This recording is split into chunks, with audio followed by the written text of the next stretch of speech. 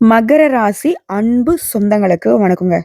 சனீஸ்வர பகவானே ராசி அதிபதியாக கொண்டவங்க. இதனால எந்த ஒரு தப்பு தண்டாவுக்கும் போக மாட்டாங்க. தப்பான ஆட்களுடைய சவகாசம் இருந்தா அப்படியே வெட்டு ஒண்ணு துண்டு 2 பேசி ஒதுக்கி விட்டு வந்துட்டே இருப்பாங்க. இவங்கள பொறுத்தவரைக்கும் மனசுல பட்டத அப்படியே பேசுவாங்க. கடல் அலை மாதிரி புது புதுசா எண்ணங்கள் தோன்றிக்கிட்டே இருக்கும். அதே மாரி யார்கிட்டயாவது ஏதாவது ஒரு ஐடியா இருந்துச்சுனாக்க, நீங்க அத எப்படி பண்ணீங்க? ஏது பண்ணீங்கன்னு சொல்லிட்டு வழியா போய் கேட்டு, அவங்களுடைய வளர்ச்சிக்கு எது காரணமா இருந்துச்சோ, அத வந்து எடுத்துக்கூடியவங்க. அதாவது நல்லத வந்து தேடி தேடி போய் கத்துக்கக்கூடியவங்க.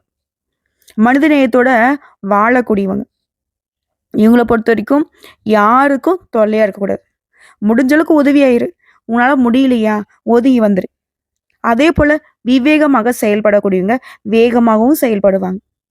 நீங்க அதிகமா பெருமாள கும்பிடுவீங்க. ஏன்னா, சனியின் பூரண ஆதிக்கத்துல பிறந்தக்கூடிய உங்களுக்கு, திருமால் கிட்ட மாறாத பக்தி இருக்கும். ஓகேங்களா? இதனால அடிக்கடி வந்துட்டு பெருமாள தான் கும்பிடுவீங்க. சனிக்கிழம ஆனா போதும். நாமம் போட்டுக்கிறது. சனிக்கிழமனா போதும். பெண்களா இருந்தீங்கனாக்க, பெருமாள வழிபாடு செய்யாம அந்த நாள தொடங்கவே மாட்டீங்க. அதேபோல எந்த ஒரு விஷயத்திலுமே முதலிடம் புடிக்கணும்னு நெனைப்பீங்க. நெனச்சத சாதிக்கணுங்கிறதுக்காக எவ்வளோ சிரமத்த வேணா சந்திப்பீங்க. ஒரு விஷயம் கஷ்டமா இருந்துச்சுனாக்கா, மத்த ராசிக்காரங்கலாம் விட்டு விலகுவாங்க. ஆனா, இந்த மகரம் மட்டும், "ஓ! இந்த விஷயம் இவ்வளோ கஷ்டமா இருக்கா?" அப்படின்னு அதுக்கான பலன் வந்துட்டு அதிகமா தான் இருக்கும் அப்படின்னு உழைப்புக்கு முக்கியத்துவம் கொடுக்கக்கூடியவங்க. தான் உழைப்பு, தான் உயர்வு. இத மட்டும் மனசுல வச்சு வாழ்வதனால தான், இது நாள் வரைக்கும் இந்த காலத்துல யாருங்க உழைச்சு முன்னேறியிருக்கா? அப்படின்னு சொல்லக்கூடிய அளவுக்கு தான் மகரம் வந்து படிப்படியான வளர்ச்சிய தான் பார்த்துட்டுருக்கு. அதுவும் சில நேரங்கள்லாம் இத்தன காலமாலாம் ஒரு அடி எட்டு வைக்கலான்னு நெனச்சாலே போதும் 10 அடி பின்னாடி போன நிலையெல்லாம் வாழ்ந்திருப்பீங்க. ஆனா இனி இப்படிப்பட்ட கஷ்ட காலத்திலயும் கூட நீங்க நல்லா இருக்க போறீங்க. எப்படின்னு கேட்கிறீங்களா? அதாவது தனிமரமா நின்னு தவிக்கக்கூடிய மகரத்திற்கு மே 31ஆம் தேதிக்குள்ள ஒரு 8 பிரச்சனைகளுக்கான தீர்வு கிடைக்குது. அந்த பிரச்சனைகள் முடிவுக்கு வருவதனால இந்த பெரியவங்க சொல்லுவாங்க இல்லையா? எரியறத புடுங்கிட்டா கொதிக்கிறது தன்னால அடங்கி போயிடும்ன்னு சொல்லுவாங்க. அந்த மாதிரி மகர ராசிக்காரங்க இந்த 8 பிரச்சனை சரியாகுவதனால, வாழ்க்கையில கூடிய மத்த சிக்கல்கள், சிரமங்கள் எல்லாமே விலகப் போகுது. எல்லாமே மாறப்போகுது. உங்க வாழ்க்கையில அதிசயங்கள் நிகழப்போகுது. அது என்ன ஏதுங்கிறத தெளிவா பார்க்கலாம். இப்போ பொதுவா மகர ராசிக்கார்ல யாருக்குமே புடிக்காது. மேக்ஸிமம் எதிரிகளா தான் இருப்பாங்க. காரணம் கேட்டீங்கன்னா, இவங்க யாருக்குமே இந்த சைன் அடிக்கிற வேலைய பார்க்க மாட்டாங்க. யாருக்குமே ஒத்துழைச்சும் பேச மாட்டாங்க. "நல்லது பண்ணியா? நல்லதுப்பா" அப்படின்னு ஒதுங்கி போவாங்க. தூக்கி வச்சு கொண்டாட மாட்டாங்க. "கெட்டது பண்ணியா? நீ பண்றது பெரிய தப்பு. தேவையில்லாத பிரச்சனை வரும்னு" சொல்லிட்டு கண்டிச்சுட்டு ஒதுங்கி போயிட்டே இருப்பாங்க. இதுதான் மகரம். இதனாலவே யாருக்கும் பிடிக்காது. இந்த கலியுகத்துல எல்லாரும் என்ன நினைக்கிறாங்க, தப்புக்கு துணை வரணும், தப்புக்கு உதவி பண்ணணும். இப்படிதான் எல்லாமே பார்த்துட்டு இருக்காங்க இல்லையா? ஸோ அது வந்து என்னன்னைக்குமே மகர ராசிக்காரர்களுக்கு சுத்தமா ஆகாது. புரியுதுங்களா? சொல்லப்போனா தப்பு பண்றவங்க யாராவது மகர ராசிகளோட ஃப்ரெண்டா வச்சிருந்தீங்கனாக்க, அவங்கள விட்டு ஒதுங்குறது உங்களுக்கு நல்லது. சக்கையா மாட்டிப்பீங்க. மாட்டியும் விட்டுருவாங்க.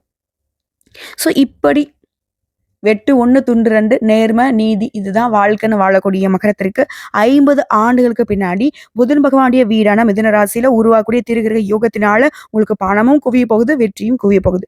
ஜோதிட சாஸ்திரப்படி நவகிரகங்கள் ஒவ்வொன்னும் ஒரு குறிப்பிட்ட கால அளவுல ராசியை மாத்தும். அதனால சில நேரங்கள்ல வந்து சக்தி வாய்ந்த யோகம் உருவாகும். அந்த வகையில என்னுடைய மிதுன ராசியில 3 கிரகங்களுடைய சேர்க்கையினால இந்த திரிகிரக யோகம் உருவாகியிருக்கு. அதாவது இந்த திரிகிரக யோகம் அந்த 3 கிரகங்கள் யாருன்னு சொன்னாக்க புதன் பகவானுடைய சேர்க்கை. புதன் யாருங்க? நவகிரகங்களுடைய இளவரசன். இவர் வந்து புத்திசாலித்தனம், யோகம், பேச்சு, படிப்பு, வியாபாரம் எல்லாத்துக்குமே காரணகர்த்தா. இவர் கூடவே நவகிரகங்களுடைய தலைவன்னு சொல்லக்கூடிய சூரிய பகவான். இவர் எப்படிப்பட்ட ஆளு? இவருடைய அனுகிரகம் இருந்துச்சுன்னா, அரசியல்ல சாதிக்கலாம், வாழ்க்கையில சாதிக்கலாம், அதிகார தாரணையோட ஆளுமை மிக்கவங்களாக, பெரிய பெரிய பதவிகள்ல வைக்கக்கூடிய ஆட்களாக, பெரிய பெரிய பொறுப்புகள்ல வைக்கக்கூடிய ஆட்களாக வலம் வர முடியும். ஸோ இவரும் உங்களுக்கு சாதகம். இதோட தேவர்களுக்கு எல்லாமே குருவாக இருக்கக்கூடிய குரு பகவானுடைய சேர்க்கையும் உங்களுக்கு அதிர்ஷ்டம் இல்லையா? இவர் எப்படிப்பட்ட ஆளுங்க? குரு பார்க்க கோடி நன்மைன்னு சொல்லுவாங்க. இவர் ஒருத்தர் உங்களுக்கு சாதகமா இருந்தாலே போதும், மத்த கிரகங்கள் உங்களுக்கு எதிராக இருந்தா கூட நீங்க சமாளிச்சிட முடியும். ஸோ இந்த 3 பேருமே தனித்தனியான பெருத்த பலன்களுக்கு சொந்தக்காரங்க. பெரிய அதிர்ஷ்டத்தை தரக்கூடியவங்க. இவங்க 3 பேரும் ஒண்ணா சேர்றப்போ, அந்த திரிகிரக யோகம்ங்கிறது மகராசியுடைய வாழ்க்கையில எப்பேற்பட்ட கஷ்ட காலம் இருந்தாலும் மாற்றம் தரும் அப்படிங்கிறத உங்களால உணர்ந்துக்க முடியுதா? ஸோ இந்த தெளிவோட இதனால உங்களுக்கு எப்படிப்பட்ட நன்மைகள் விளையும்னா, திடீர் நிதி நன்மைகளை கொடுப்பாங்க. நல்ல லாபத்தை பெறுவீங்க. எப்பேற்பட்ட சவால்களையுமே புத்திசாலித்தனமாக சமாளிக்கும் திறனை கொண்டிருக்க போறீங்க. இது ஒரு புறம் இருக்கட்டும். முதல்ல இந்த திரிகிரக யோகத்தினால நம்முடைய மகரத்திற்கு எந்த மாதிரியான அந்த 8 பிரச்சனை முடிவுக்கு வரப்போகுது? அதை ஃபர்ஸ்ட் தெரிஞ்சுக்கலாமா? இவங்கள பொறுத்த வரைக்கும் ஒரு விஷயத்த செய்யணும்னு முடிவு பண்ணி இறங்குவீங்க. அலைச்சல் இருக்கும். வேலை சும்மா இருக்கும். கடைசியில பார்த்தா, நல்ல வாயம் சம்பாரிச்சு, நார வாயம் சாப்பிட்ட கணக்கா. ஓகேவா? இவங்களோட உழைப்புங்கிறது இவங்களுக்கு 10 பைசா பிரயோஜனம் இல்லாம போயிருக்கும். அப்படியே சிறுக சிறுக சிறுக சேர்த்த பணம் கூட மத்தவன் அபுக்குன்னு போட்டு போயிருப்பான். இப்படி இருந்த வாழ்க்கையில இனி வருமானம் பெருகும். சேமிப்பு உயரும். நகை நட்டு வாங்குவீங்க. சொத்து சேர்க்க போறீங்க. 2வது பிரச்சனை. சொந்த பந்தங்கள்லாம் தேவைக்கு வந்து பழகிட்டு, தேவை கழிஞ்சதும் ஒதுங்கி போயிருப்பாங்க. ஒதுங்கி போனா கூட பிரச்சனை இல்ல. நம்மள பத்தி தேவையில்லாத பேசுவாங்க. அப்படியா, இப்படியா, அதுவா, இதுவா அப்படி. இவங்க எப்படின்னு பார்த்தா, ஃப்ரெண்ட்ஸும் அப்படிதான் இருப்பாங்க. இப்படி உங்கள பத்தின வீண் வதந்திகள் வந்துட்டு அப்படியே வாய் மாத்தி போய்க்கிட்டே இருந்துச்சு. அந்த வாயெல்லாம் மூடக்கூடிய அளவுக்கு ஒரு பெரிய வளர்ச்சிய பார்க்க போறீங்க. எல்லாரும் உங்ககிட்ட உதவி கேட்டு வந்து நிப்பாங்க. அச்சோ! அம்மான்னு வாய் அடிச்சுட்டு வந்து நிப்பாங்க. அச்சோ! நல்லா இருக்காங்களே! அப்படின்ற அளவுக்கு இருக்குன்னு பாருங்களேன். ஆனா, அவங்களுடைய வயித்தெரிச்சல் உங்கள ஒண்ணும் பண்ணாது. ஏன்னா, உண்மையான உழைப்பு உங்ககிட்ட இருக்கு. உங்களுடைய அதிபதி சனீஸ்வர பகவான் மத்தவங்க கிட்ட ஒரு நாளும் உங்கள நிக்க வைக்க மாட்டாரு. அவங்களெல்லாம் நிக்க வைப்பாரு. ஸோ 3வது உடன்பிறப்புகள். அப்பா! இவங்கள மாதிரி ஒரு துணைய பார்க்கவே முடியாது. நீ என்ன, நான் என்னங்கிற மாதிரி இவங்களே எதிரா நிப்பாங்க. இவங்கள பேஸ் பண்ணி இன்னும் ஒரு சிலர்லாம் ஆட்டம் போட்டுருப்பாங்க. ஆனா, இப்போ உங்களுக்கு எதிராக செயல்பட்டவங்களுக்கு தெரியாத போச்சு. என்னதான் இருந்தாலும் ரத்த பந்தம் தானே.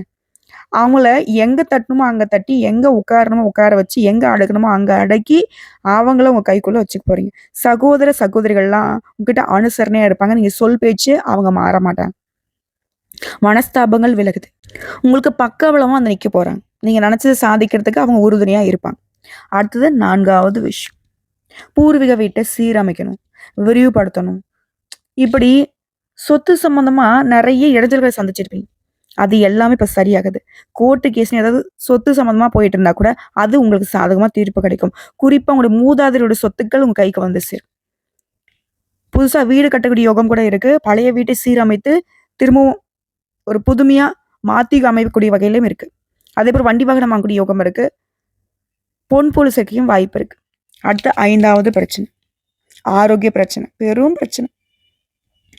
நமக்கே தெரியல ஒரு மாதிரி பயமா இருக்கு. நமக்கு ஏதோ பெரிய வியாதி இருக்குமான்ற அளவுக்கு சின்ன சின்ன உடல் பாதைகள் அப்பப்ப நம்மள வந்து சோர்வடிச்சுட்டே இருந்துச்சு. அந்த உடல் ஆரோக்கியம் மேம்படுது. இருந்தாலும் எப்பவுமே மகர ராசிக்காரங்க சரியான நேரத்துக்கு உணவு எடுத்துக்கோங்க. நேர நேரத்துக்கு தூக்கத்த வச்சுக்கோங்க.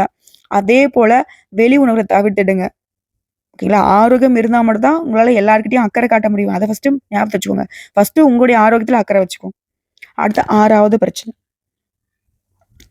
பழைய கோர்ட்டு கேஸு வழக்கு. சொத்து பிரச்சனைன்றது தனி. வேற. நம்ம குடும்பத்துக்கும், நம்ம சொந்தக்கார குடும்பத்துக்கும் அப்படி இப்படி ஏதாவது ஒரு வகையில கோர்ட்டு கேஸ்ன்னு அலைஞ்சுகிட்டு இருப்போம். அதுல இப்போ உங்க வக்கீல் சொல்றத மட்டும் கேட்டு நடந்துக்கோங்க. தானா எந்த ஒரு முடிவும் எடுக்காதீங்க. பேச்சிலும் சரி, செயல்பாடும் சரி. நிதானமா இருங்க. தன்னால அந்த கோர்ட்டு கேஸ் தீர்ப்பு உங்களுக்கு சாதகமா முடிஞ்சிரும். இந்த மகர ராசிய பொறுத்தவரைக்கும் நல்ல சிந்தனைகள் தான். ஆனா என்னன்னா அவசரம் காட்டிடுவாங்க. மத்தவங்களுக்கு ஹோப் குடுத்துருவீங்க. இப்போ ஓடி வரோம். ஓடி ஒரு இடத்த வந்துட்டு ரீச் பண்றதுக்கு ஓடி வரோம். அப்பதான் ஜெயிக்க முடியும். ஓடி வந்துட்டு இருக்கிறப்போ நம்ம கூட ஓடிட்டு வர்றான் பாத்தியா போட்டி எல்லாரும். அவனுக்கு வந்து பாத்தீங்கன்னா உங்களுடைய ட்ரிக்ஸ சொல்லிக் குடுக்குற மாரி. நெறைய விஷயங்கள்ல மகரம் தோத்து போறதுக்கு காரணம் அதான். இவங்களோட ரகசியங்கள் வந்துட்டு ஈஸியா வெளிய சொல்லிடுறீங்க. ஆனா நீங்க என்ன நெனைக்கிறீங்க? பரவால்ல பொழச்சுட்டு போட்டுன்னு நெனைக்கிறீங்க. ஆனா அந்த பரவால்ல பொழச்சுட்டு போறதில்ல. அந்த பொழப்பு மத்தவங்க பொழைக்கிற பொழப்பு வந்து பாத்தீங்கன்னாக்கா உங்களுடைய உழைப்பை திருடி பொழைக்கிறாங்க. அப்போ அந்த உழைப்பு உங்களோடது வீணா போகுது. நீங்க வீழ்ச்சி அடையறீங்க. அத மனசுல வச்சுக்கோங்க. இல்லையா? அடுத்தது 7வது பிரச்சனை. சின்ன சின்ன வாகன விபத்துகளால, நோய் நொடிகளால பாதிக்கப்பட்டு, நெறைய செலவுகளால அவஸ்தைப்பட்டு, அல்லோலப்பட்டுருப்பீங்க. சதா நேரமும் ஏதாவது ஒரு செலவு இழுத்து விட்டுட்டே இருந்திருக்கும். அந்த செலவுகள் பண்ணக்கூடிய நிலை மாறுது. ஓகேங்களா? ஒரு 10 காசு சேர்க்க முடியாத அளவுக்கு ரூ. 1 சம்பாரிச்சா ரூ. 10 கடன் வாங்கி பண்ற மாரி தான் செலவு வந்திருக்கும். அந்த நிலை மாறுது. அதேபோல பழுதாகி நின்னக்கூடிய வாகனங்களை மாத்துவீங்க. அடுத்து 8வது பிரச்சனை. குடும்பத்துல சந்தோஷத்துக்கு வழியே இல்ல. ஆளுக்கு ஒரு பக்கம் மூஞ்சி திருப்பிட்டு போறோம். ஒத்துமை இல்ல. போறவரெல்லாம் கேவலம் பேசுற மாதிரி தான் வீட்ல சண்டை, சச்சரவு அப்படியே போயிட்டு இருக்கு. சுப நிகழ்ச்சியும் தடைபட்டு போகுது. இப்படி இருக்கக்கூடிய குடும்பத்துடைய சூழ்நிலை மாற்றமடைந்து குடும்பத்தில் சந்தோஷம் நிரம்பி இருக்க போகுது. பல வகையில் பணவரவு உண்டாக போகுது. எல்லா விஷயங்களுமே வெற்றி கிடைக்க போகுது. வழக்கில் வெற்றி, கணவன் மனைவிக்கிடையே சந்தோஷம், தாம்பத்தியம் இனிக்கும். ஆனா எக்காரணத்த கொண்டும் மகர ராசி எழுதி வச்சுக்கோங்க. கனவுலயும் அது உங்களுக்கு ஞாபகம் இருந்துகிட்டே இருக்கணும். 3ஆம் நபருடைய தலையீடு இல்லாம பார்த்துக்கோங்க. குடும்பத்திலயா இருக்கட்டும், தொழில்லயா இருக்கட்டும், நட்பு ரீதியா இருக்கட்டும், எல்லாருக்கும் ஒரு கோடு போட்டு அந்த தாண்டி வராத மாதிரி பார்த்துக்கோங்க. அதே போல உத்தியோகத்தில் இருக்கீங்களா, அதிரடி மாற்றம் இருக்கும், முன்னேற்றம் இருக்கும். மேல் அதிகாரி கிட்ட ஆதரவு கிடைக்கும். கொடுக்கல் வாங்கல்ல மேன்மை ஏற்படுது. கௌரவ பதவிகள் தேடி வரும். அலுவலக ரீதியா, தொழில் ரீதியா வெளியூர் பயணம் போயிட்டு வருவீங்க. சொந்த ஊர்ல செல்வாக்கு அதிகமாகும். வீடு வாங்குறது, வீடு கட்டுறது எல்லாமே நல்லபடியா நிறைவேறும். அரைகுறையா நின்று போன கட்டிட வேலைகள்லாம் இப்போ முழுமூச்சோட கட்டிட முடிச்சு கிரகப்பிரவேசம் செய்வீங்க. அதே போல தாய் வழி சொத்துக்கள் கைக்கு வரும். மகனுக்கோ மகளுக்கோ வெளிநாட்டுல வேலை கிடைக்கும். கல்வியில மேம்பாடு இருக்கு. அதே போல தள்ளி போன மகராசியுடைய உங்களுடைய திருமணமோ இல்ல உங்களுடைய மகனுக்கோ மகளுக்கோ திருமணம் ஏதாவது ஏற்பாடா இருந்தா அந்த திருமணங்கள் இப்ப கைகூடி வரும். விஐபிகளுடைய முன்னிலையில அந்த கல்யாணத்தை ஜம்மு நடத்துவீங்க. அதே போல அரசியல்வாதிகளாம் தலைமைக்கு நெருக்கமாகுவீங்க. வெற்றி பெறுவதை மட்டுமே வழக்கமாக கொண்டு வாழ போறீங்க. இதோட வாழ்க்கையில திடீர் திருப்பங்கள் வரும்னு சொல்லியா, தந்தையாருடைய உடல் ஆரோக்கியத்துல அக்கறை காட்டுங்க. பண வரவு அதிகமா வரும். வியாபாரம் பல வகையில் லாபத்தை கொடுக்கும். ஷேர் மூலம் பணம் வரும். ஒட்டுமொத்தமா சமுதாயத்துல அந்தஸ்து கௌரவத்தோட வாழ போறீங்க. குடும்பத்துடைய அந்தஸ்து பல மடங்கு உயர போகுது. எல்லாத்துக்கும் மேல விலை உயர்ந்த நகைகளே வாங்குவீங்க. புண்ணிய ஸ்தலங்களுக்கு போயிட்டு வரக்கூடிய யோகம் இருக்கு. குடும்பத்துல இருந்த தடைகள் எல்லாமே உடைப்படுது. உடைய விருப்பங்கள் எல்லாமே பூர்த்தி ஆகுது. அடுத்தவங்களை நம்பி மட்டும் எக்காரணத்தை கொண்டு மகர ராசி அகலக்கால வைக்கக்கூடாது. உங்களுக்கு தெரிஞ்சதை செய்யணும். உங்க வேலையை நீங்க தான் செய்யணும். யாரையும் நம்பி ஒப்படைக்கூடாது. யாரையும் நம்பி எதையும் கொடுக்கக்கூடாது, வாங்கக்கூடாது. புரியுதுங்களா? மகரம் எக்காரணத்தை கொண்டும் யாரையுமே எந்த காலத்திலையும் நம்பக்கூடாது. சனீஸ்வர பகவானை அதிபதியாக கொண்டவங்க. நீங்க தான் பல பேருக்கு வழிகாட்டி. ஓகேங்களா? உங்களை தான் 10 பேர் நம்பினே தவிர்த்து நீங்க ஒருத்தர் நம்பி இருந்துட்டீங்க அப்படின்னாக்கா அந்த வேலை கண்டிப்பா சாதகமா நமக்கு இருக்காதுங்கிறத முடிவு பண்ணிக்கோங்க. ஒட்டு மொத்தமா இந்த திரிகிரக யோகம்ங்கிறது புது புதிய விஷயங்களை நீங்க கத்துக்க போறீங்க. இதை பயன்படுத்தி உங்களுடைய இலக்குகளை எட்டி பிடிக்க போறீங்க.